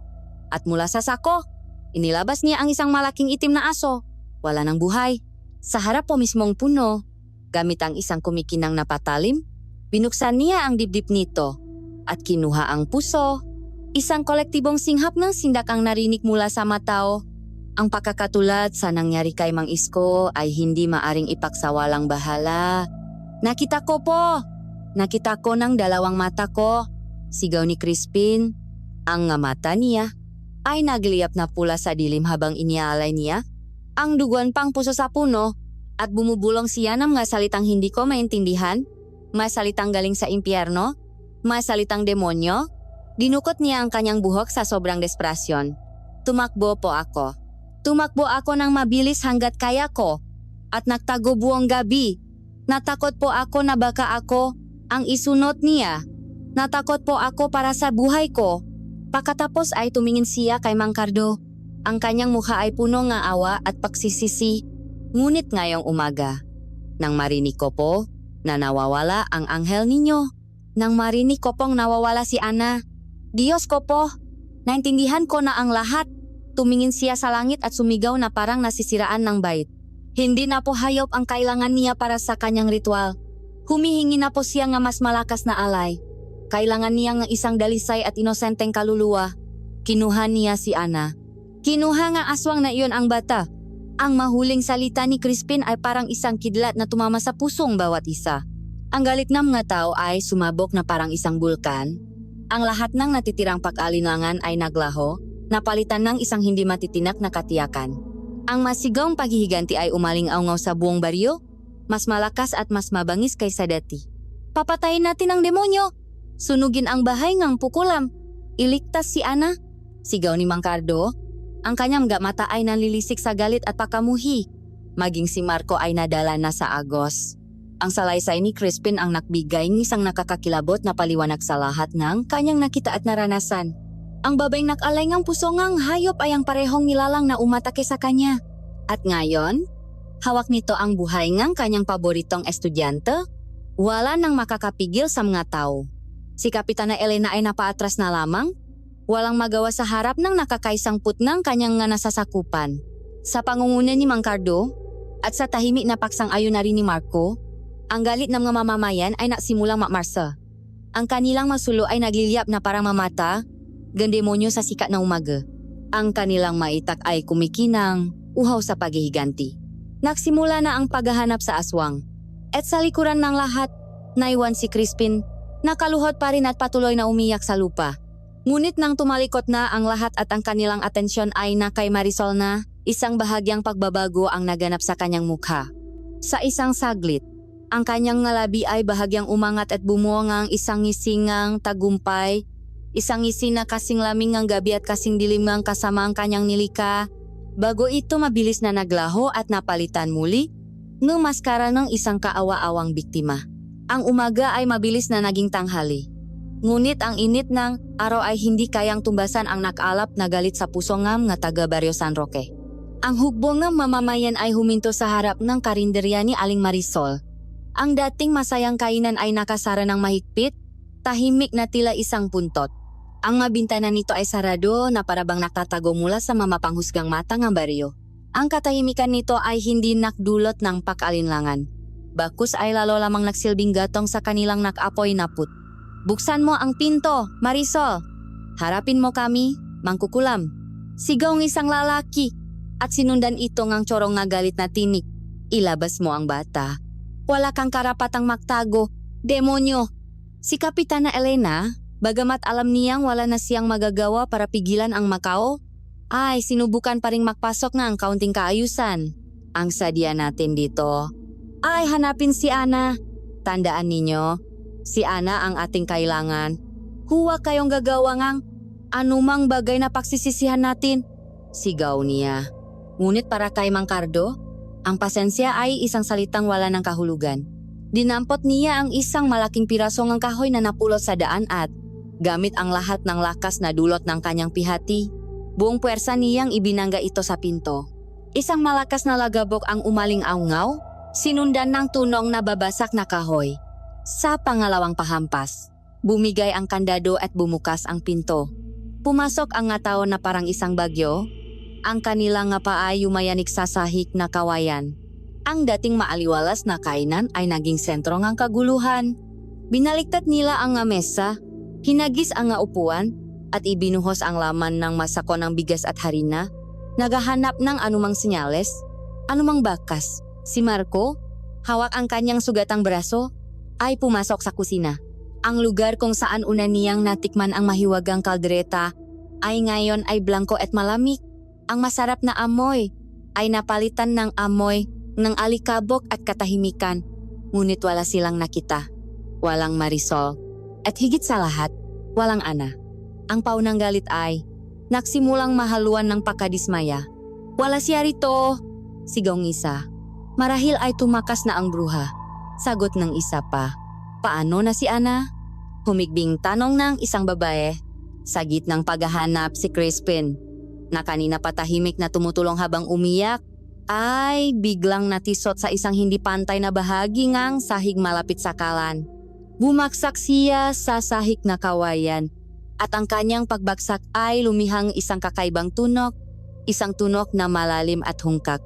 Habang sinusubukan niyang tumayo, napahawak siya sa sahig at napansin ang isang bagay na kakaiba. Teka, sabi niya sa isang mahinang boses na tila naguguluhan. Bakit? Bakit tila maluwag ang pirasong ito ng sahig? Ang kanyang tanong, bagamat mahina, ay sapat na para makuha ang atensyon ng lahat. Ang ingay ay huminto. Lahat na mamata ay napunta sa sahig na kawayan na itinuturo ni Crispin. Lumapit si Mang Cardo. Ang kanyang mamata ay nalilisik sa pakasa at takot. Lumuhod siya at sinubukang iangat ang piraso ng kawayan. Ito nga ay maluwak. Hindi ito nakapako na tulad na iba. Gamit ang dulo ng kanilang maita, pinaktulungan nilang sungkitin at iangat ang takip na gawa sa kawayan. Isang malakas na langit-ngit ang narinig at pagkatapos ay bumukas ito. Sa ilalim, hindi lupa ang kanilang nakita, kundi kadiliman. Isang madilim na butas na may hagdanang yari sa magaspang na kahoy na bumababa sa hindi malamang lugar. Isang lihim na silong. Isang malamig at masangsang na hangin na tila galing sa ilalim ng lupa ang biglang sumingaw mula sa butas at kasama nito ang isang amoy na nakakasuka. Amoy ng suka, ng lumang dugo at ng nabubulok na laman. Napaatras ang ilan sa mga babae. Tinatakpan ang kanilang nga ilong. Ngunit ang nga lalaki na pinangunahan ng determinasyon ni Mang Cardo ay hindi natinak. Walang nakutos, walang nagsalita. Dala-dala ang kanilang nga sulo at lampara, si Mang Cardo, si Marco, at ang dalawa pang pinakamatapang na lalaki ang unang bumaba sa lihim na silong. Ang bawat hakbang sa marupok na hagdanan ay isang paglalakbay papalapit sa impyerno. Pagdating nila sa ilalim, ang liwanag ng kanilang nga sulo ay nakbunyak sa isang tanawing hinding-hindi na nila malilimutan habang sila'y nabubuhay. Ang silong ay maliit, mamasa-masa, at gawa sa lupa at bato. Nakahilera sa mga magaspang na estanteng kahoy, ang mga malalaking banga na gawa sa luwat, ang uringang banga na ginagamit sa pagbuburo. Nanginginig ang kamay na lumapit si Mang Cardo sa isa sa mga ito. Dahan-dahan niyang inalis ang takip na kahoy. Ang amoy na lumabas mula rito ay halos nakpatumbas sa kanya. Itinutok niya ang kanyang sulo-salop, napaatras siya. Ang kanyang mukha ay biglang namutla na parang papel. Napasuka ang isa sa mga lalaking kasama nila. Lumapit si Marco at ang kanyang nakita ay nakpatigil sa paktibok ng kanyang puso. Salup ng banga, nakalutang sa isang malapot at mapanghing likido na parang suka, ay mga bagay na mapuputla at tilalaman. Walang duda, mga puso, mga atay, at iba pang malamanlup ng hindi malamang pinanggalingan. Binuksan nila ang iba pang mabanga at ang bawat isa ay naglalaman ng parehong karumal-dumal na bagay. Sa isang madilim na sulok, sa likod nga mabanga, ay may isa pang mas nakakatakot na natuklasan. Isang tumpok nga mabuto, ang ilan ay maliliit, marahil ay butong manok o baboy. Ngunit ang iba ay may hugis at laki na hindi may pakakaila. Ang hugis ng mabuto ng tao, may isang malit na bungo na halos kasinlaki lang ang kamao ng isang matandang lalaki. Isang sigaw na hindi nagaling sa tao ang pinakawalan ni Mang Cardo mula sa ilalim ng lupa. Isang sigaw ng isang amang tuluyan nang nawala ng pag-asa at katinuan. Isang sigaw na punong galit, pihati at paghihiganti. Ang sigaw na iyon ay umakyat sa hagdanan at narinig ng lahat sa itaas. Iyon na ang kumpirmasyon. Iyon na ang hatol. Sa itaas ng hagdanan, nakatayo si Crispin. Ang kanyang mukha ay nababalutan ng isang perpekteng maskara ng takot at pagkadismaya. Ngunit sa kanyang mata, habang nakatingin sa madilim na butas, ang takot ay may kasamang isang madilim at lihim na kasiyahan. Nang umahon sila mula sa silong, ang kanilang mamuha ay blanko, ang kanilang mamata ay walang buhay, na tila nakakitang mismong muhang impyerno, hindi na nila kailangang magsalita. Ang kanilang maanyo ay nagsasabi ng buong kwento. Sa sandaling iyon, ang Baryo San Roque ay nagdeklara ng giyera. Hindi na ito isang paghahanap para sa isang nawawalang bata. Ito na ay isang pamamaril. Isang paghahanap para ubusin at durugin ang halimaw na naktago sa likod ng isang magandang mukha at sa likod ng lasa ng isang kalderetang ginto. Ito na ay isang paghahanap para patayin si Marisol. Umalis si Marco mula sa karinderya na parang isang bangkay na naglalakad. Ang galit na kaninay, nag-alap sa kanyang dibdib, ay napalitan ng isang malamig at mabigat na pakiramdam ng kabiguan at pakasuklam. Ang imahe nga, magabangan na naglalaman ng mga lamanlup at ang tumpok nga mabuto sa madilim na silong, ay paulit-ulit na naglalaro sa kanyang isipan. Isang bangungot na hindi na niya matatakasan. Umuwi siya sa kanyang wasak na bahay. Isang konkretong paalala ng karahasang naganap sa kanya at walang lakas na napopo sa sahig. Pagod na pagod siya, hindi lang sa katawan, kundi pati sa kaluluwa. Ang lahat ng pag-asa ay tila naubos na, at ang tanging natitira ay ang naghihintay na pagiganting ang buong baryo. Nang isasara na sana niya ang kanyang sirang pinto para paktagon ang mundo, may isang bagay na pumukaw sa kanyang atensyon. Isang maliit na piraso ng itim na tela ang sumabit sa isang nakausling pako sa hambangang pinto. Pamilyar ang tela. Ito ang kaparehong tela ng balabal na suot ni Marisol noong gabing sinundan niya ito sa gubat. Nanginginig ang kamay na kinuha niya ito. Tila may laman sa loop ng tupi.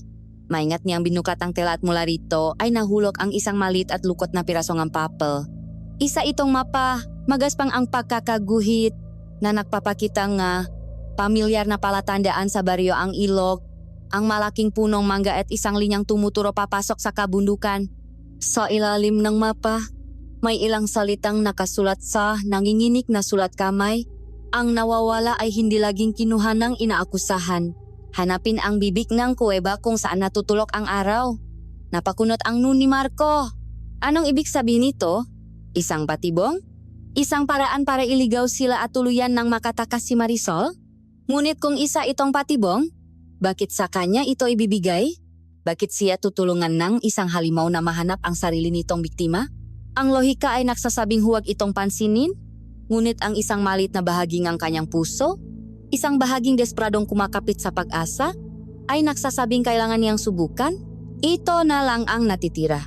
Nang mamadali siyang lumabas at pinuntahan si Mang Cardo, natakpuan niya itong nakaupo sa isang malaking bato sa labas ng kanyang bahay. Tulala, napapaligirang ng mga kapitbahay na sinusubukang pagaanin ang kanyang loop. Mang Cardo, tawa ni Marco, ipinapakita ang papel. Tingnan ninyo ito. Kinuha ito ni Mang Cardo. Ang kanyang mata ay walang buhay. Nang mabasa niya ang masalita, lalo, lamang sumimangot ang kanyang muka. Ano ito? Isang laro ng demonyo? Isang patibong para paktawanan niya ang ating paghirap? Galit na sabi niya, akmang pupunitin ang papel. Sandali. Pigil ni Marco. Mang Cardo, alam kong mukhang imposible. Pero isipin ninyo, kung gusto niyang tumakas, bakit pa siya mag-iwan ng ganito? Ito na lang ang pag-asa natin. Paano kung may pagkakataon pa? Paano kung buhay pa si Ana? Ang masalitang buhay pa si Ana ay tila isang kidlat na gumising sa nanlalamig na puso ni Mang Cardo. Tumingin siya kay Marco, pagkatapos ay sa mapa. Ang galit sa kanyang mamata ay napalitan ng isang desperadong kislap ng pag-asa. Saan tayo magsisimula? Tanong niya. Lihim silang umalis. Habang ang karamihan sa mga tao ay abala sa pag-organisa ng mas malaking grupo para galugarin ang buong gubat. Dala ang mapa, ang kanilang naitak, at ang manipis na sinulit ng pag-asa. Tinahak nila ang daan papasok sa kabundukan. Ang landas na ipinapakita sa mapa ay hindi pamilyar. Isang daan na bihirang tahakin ng matagabaryo. Ito ay matarik, maputik, at mapanganib. Habang naglalakbay sila, ang isipan ni Marco ay puno nga tanong na walang kasagutan. Ang silong na puno nga karumal-dumal na bagay laban sa isang mapang nabibigay paasa. Ang halimaw na umatake sa kanya laban sa isang babaeng tila tumutulong. Walang anumang bagay na may katuturan. Pakaraan ngang halos 2 oras na paglalakad, narating nila ang lugar na inilalarawan sa mapa. Isang mataas na bangin na nakaharap sa kanluran. At doon, sa paanan ng bangin, na bahagyang natatakpan ng mabaging at halaman, ay may isang madilim na butas, ang bibig ng kuweba kung saan natutulok ang araw tuwing dapitapon. Nakatinginan sila ni Mang Cardo. Ito na yon. Dahan-dahan silang pumasok, ang kanilang nga sulo ang tanging liwanag sa malawa na kadiliman.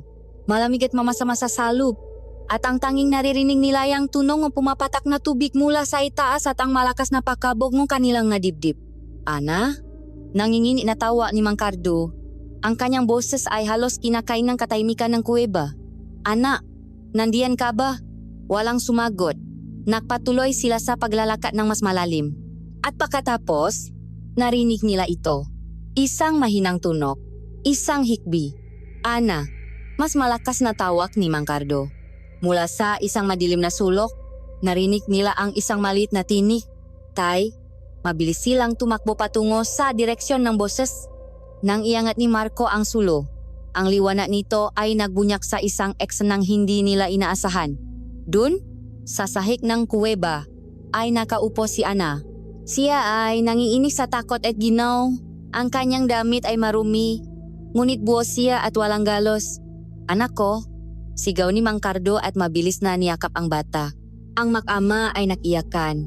Isang emosyonal na sandali ng muling pakikita. Ngunit nang humiwalay si Ana sa yakam kanyang ama, nakita ni Marco ang isa pang figura sa kuweba. Sa tabi ni Ana, nakasandal sa malamig na pader ng kuweba, ay si Marisol. Ang kanyang damit ay punit-punit, ang kanyang mukha ay maputla at punong galos. May isang malaking sugat sa kanyang tagiliran na pilit niyang tinatakpan ng isang piraso ng tela, at ito ay duguan. Siya ay mukhang pagod at hirap na hirap huminga. Aswang! Agad na sigaw ni Mang Cardo. Itinaas ang kanyang itak at akmang susugot. Huwag tay! Huwag po! Humarang si Ana sa harap ni Marisol. Iniunat ang kanyang maliliit na braso para protektahan ito. Anong ginagawa mo, Ana? Tumabi ka diyan. Siya ang kumuha sa'yo. Hindi po, Tay. Hindi po siya. Humagulgol si Ana.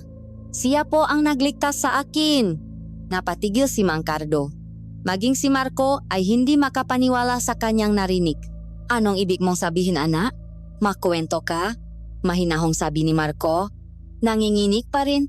Nagsimulang makwento si Ana. Nung gabi pong nakasakit kayo, Tay. Nakita ko po si Kuya Crispin sa labas na bintana natin. Nakanggiti po siya, pero nakakatakot po yung ngiti niya. Kinabukasan, pumunta po ako sa karinderya para po sana humingi na sabaw para sa inyo. Narinig ko po si Kuya Crispin sa kusina. May kausap po siya, pero wala naman pong tao. Sinabi niya, isang patak lang, sapat na para magwala siya. Ngayon, lahat sila ay maniniwala na ang bruha ang may gawa. Nang malaman niya, pong narinig ko siya, bigla po siyang nagbago. Ang mata niya po, parang hindi na sa kanya. Hinila niya po ako at tinakpan ang bibig ko.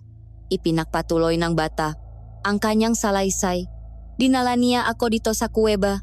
Sabi niya, dito niya ako itatago hanggang sa mapatay na raw pumataw si Aling Marisol.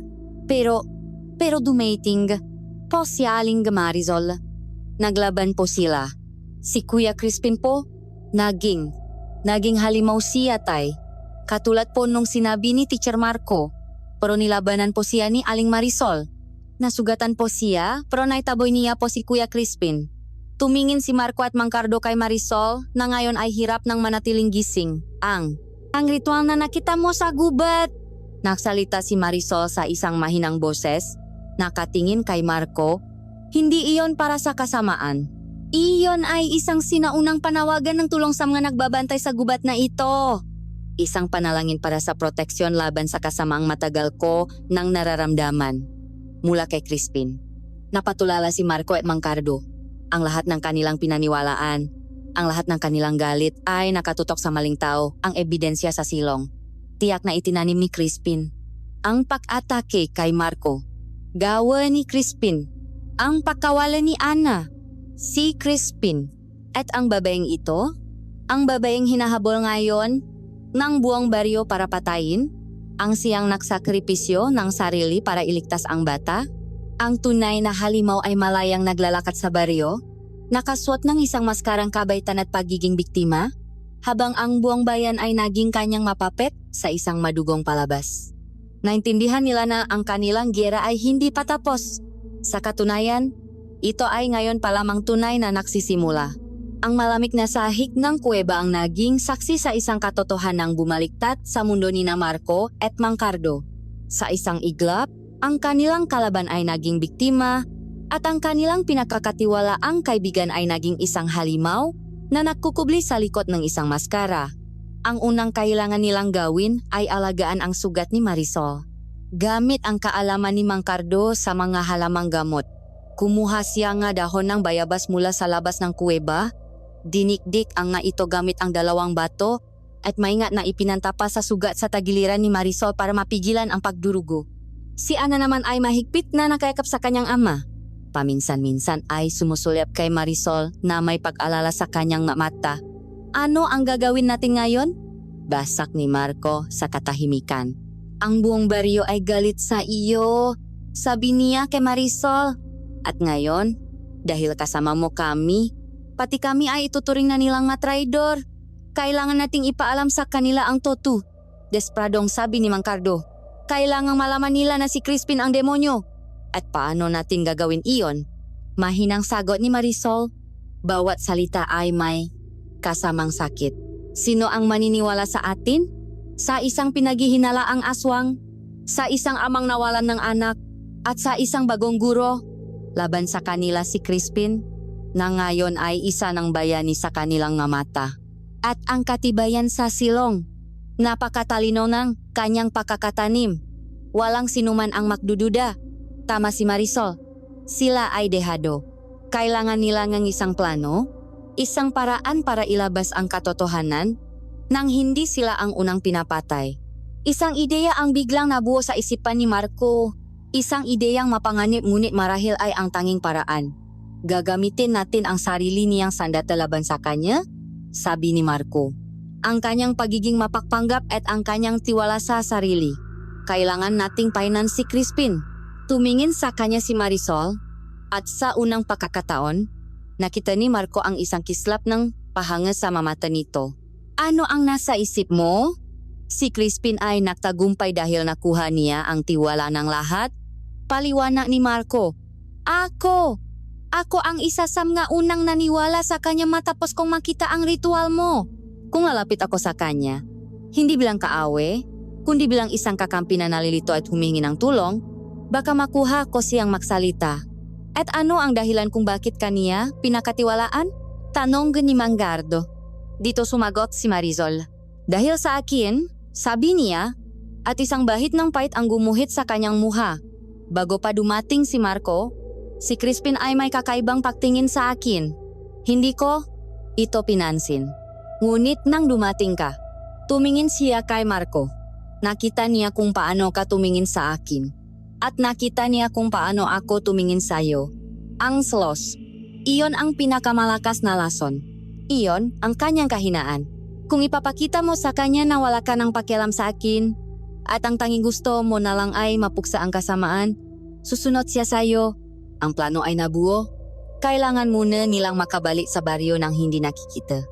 Ang wasak na bahay ni Marco na ngayon ay iniwasan ng lahat dahil sa masamang karanasan ang magiging perpektong taguan para kay Marisol at Ana. Si Mangardo ay babalik sa kanyang bahay, magpapanggap na nagluluksa pa rin at wala pang nahahanap para makmanman sa makilos sa baryo. At si Marco, ang pain, ang siyang haharap sa ahas.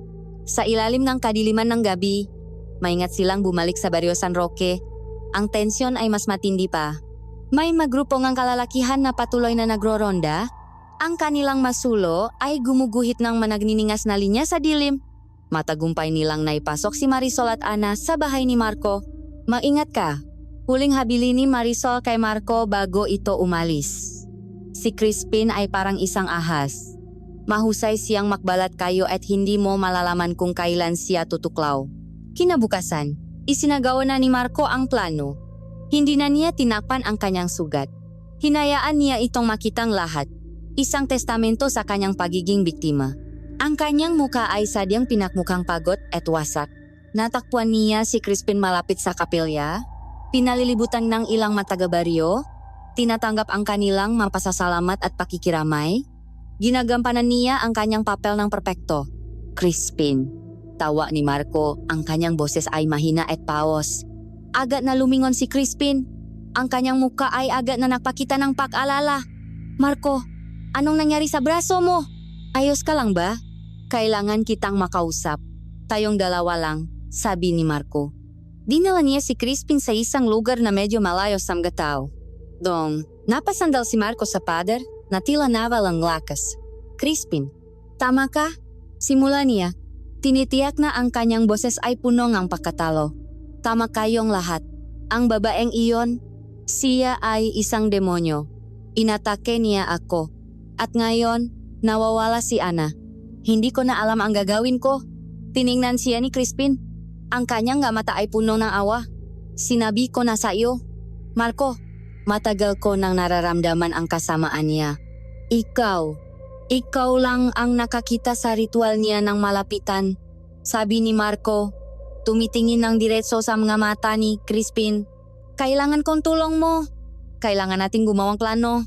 Kailangan nating mahanap si Ana bago mahuli ang lahat. Ikaw ang nakakaalam kung paano siya mag-isip. Tulungan mo ako. Ang mamata ni Crispin ay nagningning. Ang pain ay kinagat. Ang paganga sa kanya ni Marco, ang pagkilala sa kanyang katapangan ay nakpalaki sa kanyang ulo. Siyempre Marco, tutulungan kita. Makita tayo mamayang gabi sa karinderya. Dun, walang makakarinig sa atin. Gagawa tayong plano para mahuli ang bruhang iyon. Paksapit ng gabi, nakita nga sila sa loob ng masak na karinderya. Ang lugar ay madilim. At ang tanging liwanag ay nakmumula sa gasrang dala ni Marco. Ang hangin ay mabigat Puno nga ala-alangang masayang kainan at ng karumal-dumal na natuklasan. Wala pa ring balita sa kanya, sabi ni Crispin, umupo sa isang nabaling upuan. Magaling siyang magtago. Mahuhuli din natin siya, sagot ni Marco.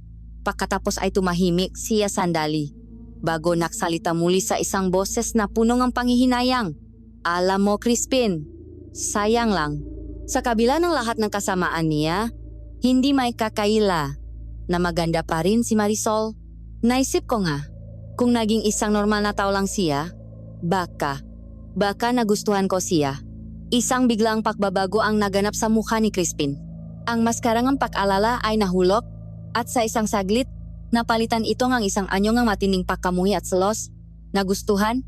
Ulit niya, ang kanyang boses ay biglang naging malamig at matalas. Hindi mo siya kilala, Marco. Anong alam mo sa kanya? Dumating ka lang dito kahapon. Tumayo siya. Ang kanyang makamay ay nakakuyom.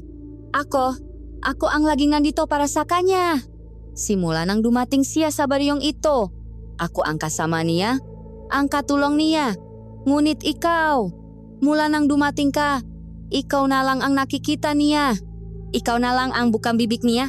Dahil sa iyo, nakbago ang lahat. Ito na. Ang pag-amin sa motibo, hindi ito tungkol sa pagiging aswang ni Marisol. Ito ay tungkol sa selos. Kaya mo ginawa ang lahat ng ito? Tanong ni Marco. Pinapanatili ang kanyang kalmadong anyo. Ang pagbintang sa kanya? Ang pag-frame up sa kanya? Tumawa si Crispin. Isang tawang walang saya.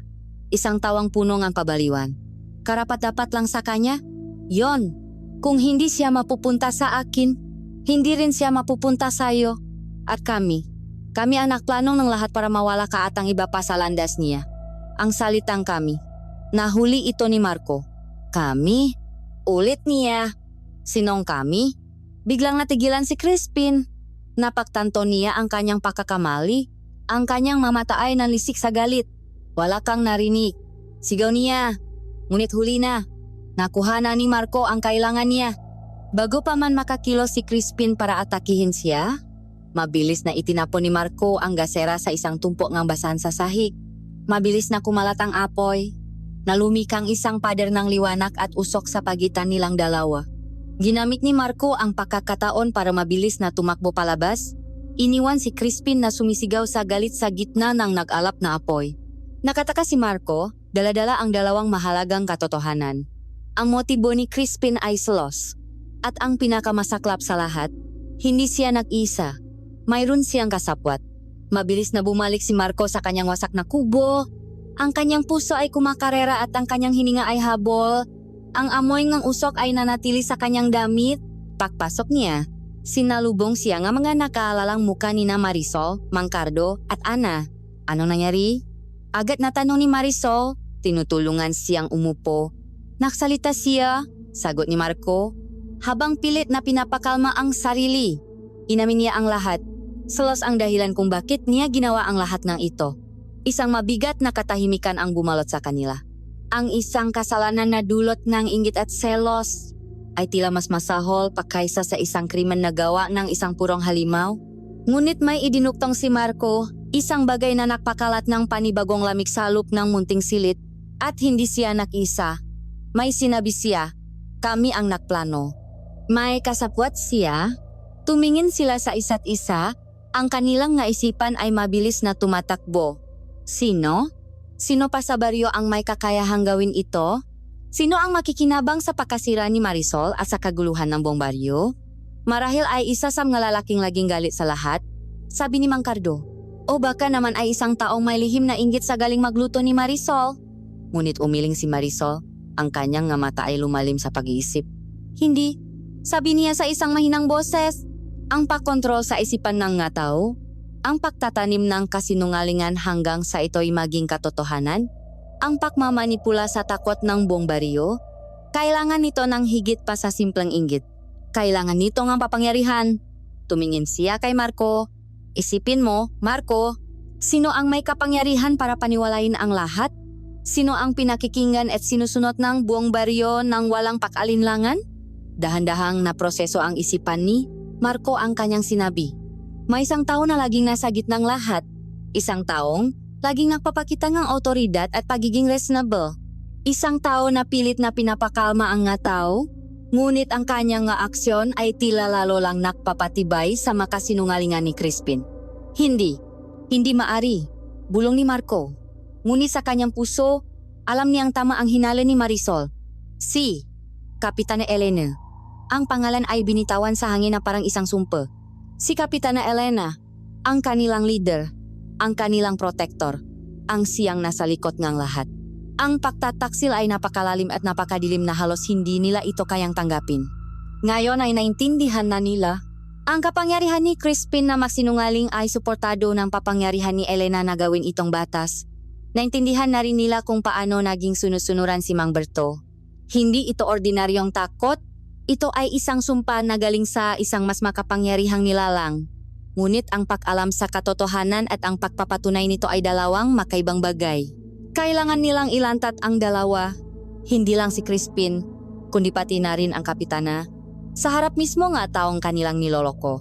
Isang bagong plano ang kanilang binuo, isang planong mas mapanganib at mas desperado. Kailangan nilang painan ang dalawang ahas para lumabas sa kanilang pinagtataguan. Gagamitin natin ang kanilang inaasahan, sabi ni Marisol. Inaasahan nilang lahat na ako ay isang halimaw na nagtatago. Kaya bibigyan natin silang isang halimaw na nahuli. Ang plano ay simple ngunit delikado. Si Mang Cardo, gamit ang kanyang koneksyon sa mga kapwa magsasaka, ang makakalat ng isang bagong balita. Nasa kanyang paghahanap, natakpuan niya si Marisol na sugatan at nagtatago sa isang lumang kamalik sa dulo ng baryo.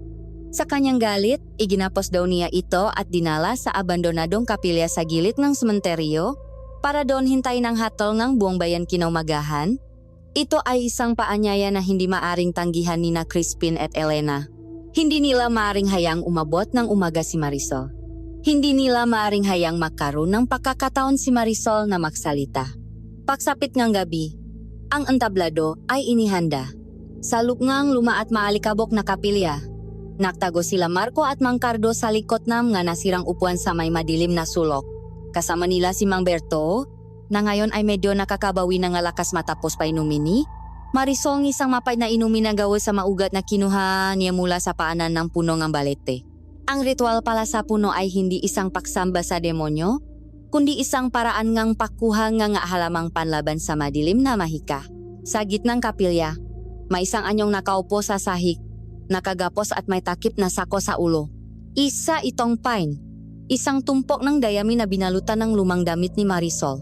Si Marisol at Ana naman ay ligtas na nakatago sa ilalim ng sahig ng bahay ni Mang Cardo. Ang paghihintay ay isang pagsubok sa kanilang manerbiyos. Ang tanging maririnig ay ang sitsit ng hangin sa mabutas ng kapilya at ang kaluskos ng manggadaga. Pagkaraan niyang halos isang oras, isang anino ang dahan-dahang pumasok sa kapilya. Ang kanyang hakbang ay maingat, si Crispin. May dala siyang isang mahabang patalim na kumikinang sa liwanag ng buwan na tumatago sa sirang bubong. Lumapit siya sa anyong nakagapos. Akala mo makakatakas ka pa, bruha, bulong niya. Itinaas niya ang patalim, handa ng sumaksak, ngunit bago pa man niya, ito may baba. Isang boses ang pumigil sa kanya mula sa pintuan. Ano ang ginagawa mo? Hangal? Si Kapitana Elena. Pumasok siya.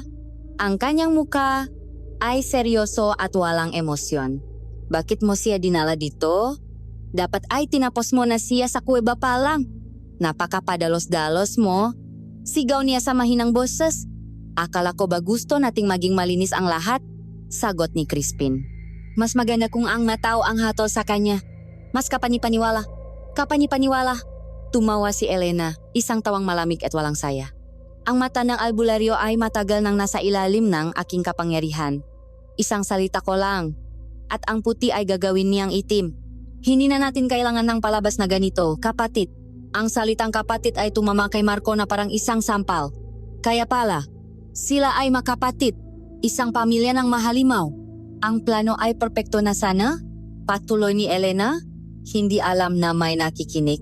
Ang baryong ito ay ang ating pastulan. Tahimik tayong kumukuha ng isa-isa. Ngunit dumating ang babaeng iyan, kasama ang kanyang mapanalangin sa mamatatandang espiritu at sinimulan niyang sirain ang balanse.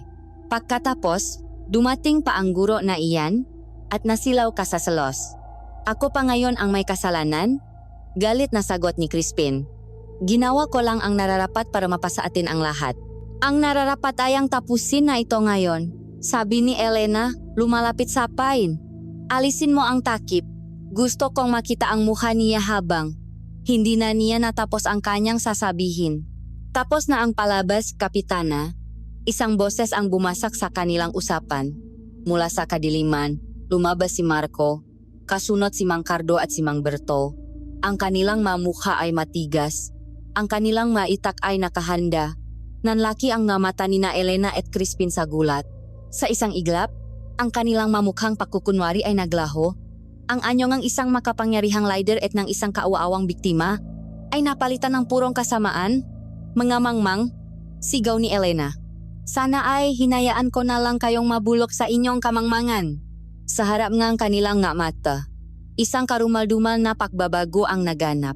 Ang balat ni Elena ay umitim at kumunat. Ang kanyang nga kuko ay humaba at naging parang mapatalim. Ang kanyang mamata ay naging ganap na itim. Si Crispin naman ay muling nakanyong halimaw. Lumabas ang kanyang mapakpak na parang sa paniki at ang kanyang mangipin ay naging mapangil.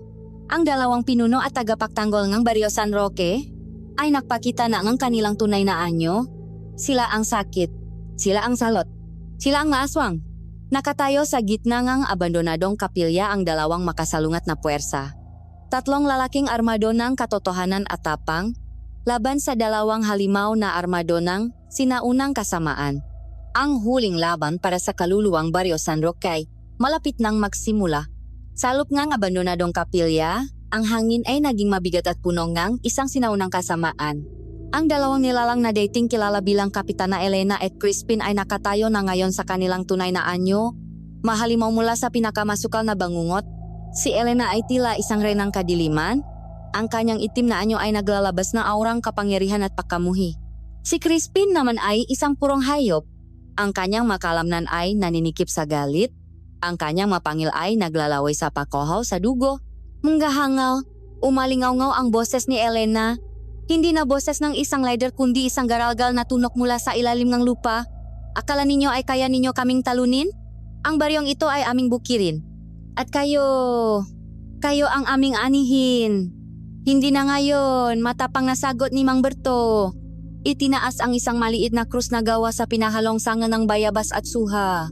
Sa ngalan ng maninunong nagbabantay sa lupang ito, hindi na kayo muling makakapanakit.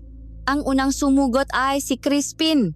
Sa isang iglap, lumipat ito na parang isang itim na anino. Ang kanyang makuko ay direktang nakatutok kay Marco. Ang selos at galit niya ay nakasentro sa guro. Ngunit bago pa man siya makalapit, isang malaking anino ang humarang sa kanyang daraanan. Si Mang Cardo, na may hawak na isang mahabang itak, ay sumalubong sa atake. Para sa anak ko, sigaw niya. At ang kanyang ita ay sumalpo sa makuko ni Crispin. Lumilikang makislap ng apoy sa dilim. Nagsimula ang isang marahas na labanan sa pagitan ng isang amang naghiganti at ng isang halimaw na puno ng inggit. Habang naglalaban sila, nagsimulang bumikas si Elena ng isang madilim na orasyon. Ang kanyang nga salita ay tilam nga ahas na gumagapang sa hangin, naghahanap ng butas sa depensang mabayani. Naramdaman ni Marco na biglang nanghina ang kanyang matuhod at ang hangin ay tila naging mahirap hingahin. Huwag kayong makinig, sigaw ni Mang Berto. Iyan ay isang sumpang nagpapahinangang loop. Nagsimula ring magdasal si Mang Berto. Ang kanyang salita ay luma at makapangyarihan, isang panangga laban sa mahika ni Elena. Ang dalawang matanda ay naglaban sa isang digmaan ng mga salita at espiritu. Ang liwanag laban sa dilim. Nakita ni Marco ang kanyang pakakataon. Habang abala si Elena sa pakikipaglaban kay Mang Berto, at si Crispin naman ay nahihirapang talunin ang determinasyon ni Mang Cardo, tumakbo si Marco patungo sa luma at nabubulok na altar. Doon, nakita niya ang isang lumang lalagyan ng agwa bendita. Halos wala ng laman ngunit may kaunti pang natitira. Mang Cardo, ngayon na, sigaw ni Marco. Sa udyat na yon, buong lakas na itinulak ni Mang Cardo si Crispin patagilid. Nawalan itong balanse at sa pagkakataong iyon, mabilis na iwinisi ni Marco ang agwa bendita sa mukha ng halimaw. Isang nakapangingilabot na tunok ang pinakawalan ni Crispin na parang nasusuno na karne. Ang banal na tubig ay umuso sa kanyang balat. Sa puso! Sigaw ni Mang Berto. Ang puso nila ang sentro ng kanilang kapangyarihan. Habang naghihirap si Crispin, hindi na nagatubili si Mang Cardo. Gamit ang lahat ng kanyang lakas at galit, isinaksak niya ang kanyang itak ng buong-buo sa dibdib ng halimaw. Umalingaw-ngaw ang isang huling, mahabang sigaw sa buong kapilya, bago unti-unting naging abo ang katawan ni Crispin at hinangin. Crispin! Isang sigaw ng pihati at galit ang narinig mula kay Elena. Nang makita niyang bumaksak ang kanyang kapatid, ang lahat ng kanyang pagpipigil ay nawala. Ang kanyang galit ay sumabog at isang malakas na puwersa ang nakmula sa kanya. Itinutulak ang lahat ng tao palayo. Makbabayat kayo, sigaw niya. Ngunit ang kanyang galit ang naging kanyang kahinaan. Dahil sa pagkawala sa sarili, hindi na niya napansin si Marco na dahan-dahang gumagapang sa kanyang likuran. Dala-dala ang isang malaki at nabaling krus na kahoy mula sa altar. Sa tulong ni Mang Berto, na patuloy na nagdarasal para pahinain ang depensa ng aswang, at ni Mang Cardo, na sumugot para makuha ang atensyon nito, nakaroon ng pagkakataon si Marco. Sa huling sandali, buong lakas niyang isinaksa ang nabaling dulo ng krus sa likod ni Elena. Isang liwanag ang biglang sumabo mula sa katawan ng aswang. Umalingaw-ngaw, ang isang sigaw na yumanik sa buong kapilya. Bago ito tuluyang gumuho at naging abo, tulad ng kanyang kapatid. Katahimikan, ang laban ay tapos na. Sugatan at pagod, ngunit buhay. Ang tatlong bayani ay napaupo sa sahig ng kapilya. Habang sumisikat ang araw, ang maunang sinak nito ay tumagos sa mabutas ng sirang kapilya, isang simbolo ng isang bagong umaga para sa Baryo San Roque. Nang lumabas sila, ang taga-baryo na nagising sa ingay ay nagtipon sa di kalayuan. Ang kanilang nga mukha ay puno nga takot. Ngunit nang makita nila sina Marco, Mang Cardo at Mang Berto na buhay, at pagkatapos ay lumabas mula sa pinagtataguan si Marisol kasama si Ana, naligtas at walang galos, ang takot ay napalitan ng pakalito, at pagkatapos ay ngang hiya. Ang yakap ni Ana sa kanyang nga kalaro at ang kanyang simpleng kwento ang naging pinakamalakas na katibayan. Ang galit na dati para kay Marisol ay naging isang kolektibong pagsisisi.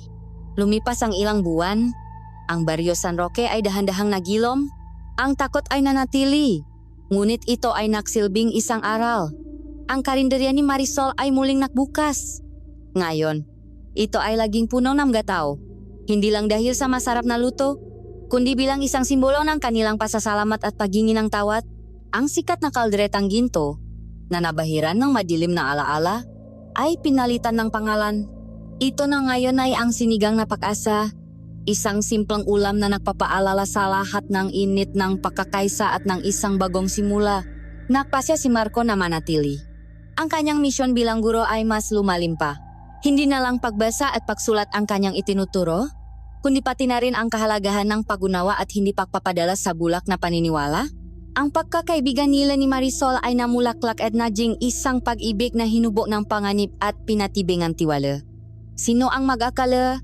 Sabi ni Marco isang hapon habang tinutulungan si Marisol sa karinderya, na ang isang guro mula sa siyudad ay dito pala mahahanap ang kanyang tahanan. Ngumiti si Marisol, isang ngiti ngayon ay malaya na at walang bahid ng lungkot.